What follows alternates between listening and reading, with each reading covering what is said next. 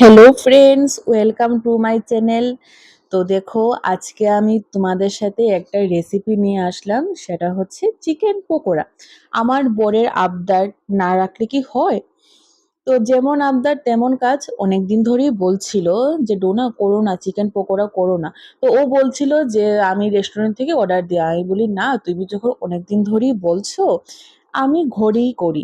তো দেখো, সত্য কথা বলতে কি, রেস্টুরেন্ট থেকে হ্যাঁ আমরা এখন সুইগি আছে, জোম্যাটো আছে, অর্ডার করবো এসে যাবে, কিন্তু ঘরে বানিয়ে খাওয়াটা খুব হেলদি হয়।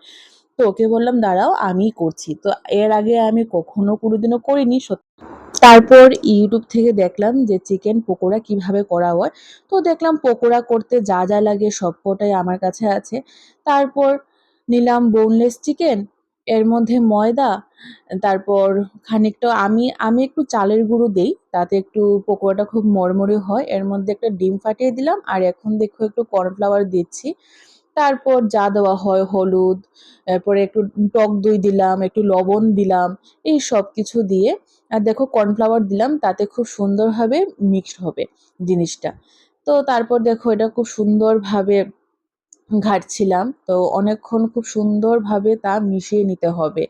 তো তো আমার বর বলছিল, তো আমার বর তো আমার খুব প্রশংসা করে রান্নার। তাই আমি বলছিলাম হ্যাঁ, বউয়ের কোন বর বলো তো বউয়ের রান্নার প্রশংসা করে না? যদি রান্নার প্রশংসা নাই করে তাহলে তো আর ওদের কপালে খাবার জুটবে না, বলো।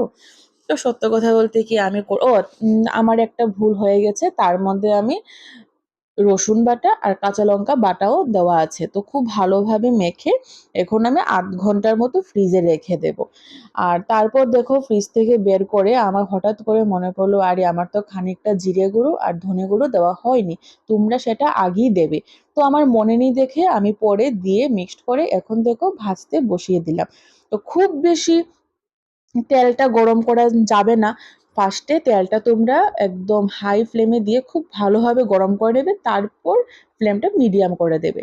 তো এটা তোমাদের কাছে বুঝে, কোনো সময় সিমে রাখবে, কোনো সময় বাড়িয়ে দেবে, কমিয়ে দেবে, সেটা তোমার তেল গরম কতটুকু হবে সেটা তোমাদের নিজের আন্দাজে করে নিতে হবে।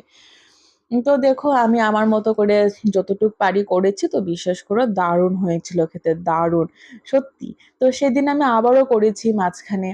আমার মামার বন্ধুরা আসলো, তো সন্ধ্যের সময় সবারই তো একটু চটপটা খেতে ইচ্ছে করে, বলো।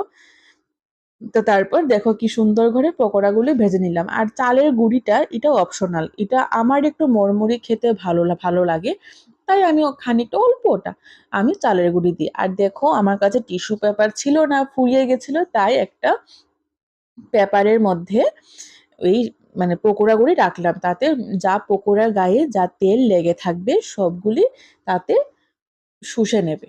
তো তাই আর কি, তাহলে আমাদের পেটে তেলও পড়বে না, মানে খুব বেশি পরিমাণে। তো দেখো, তোমরা এইভাবে বানিয়ে খেলে আশা করি খুব ভালো লাগবে, খুব ভালো ভালো লাগবে। বাড়িতে কেউ তোমাদের গেস্ট আসলে তো তুমি এইভাবে বানিয়ে দিতে পারো তোমরা। তো আমি তো মানে আমার বাড়িতে যখন গেস্ট আসলো, আমি তো ওদেরকে এইভাবেই বানিয়ে দিয়েছি। আর তাতে একটু আচার, আমার বর বলছিল আচার দিয়ে খেতে দারুণ লাগবে। তো আমি তার মধ্যে একটু বিট নুন দিয়ে পকোড়াগুলি গায়ে মেখে নিয়েছিলাম। তো বিশ্বাস করো, খুব সুন্দর হয়েছিল পকোড়াগুলি, দেখতে যেমন সুন্দর, খেতে তার থেকেও বেশি অনেকটা ভালো।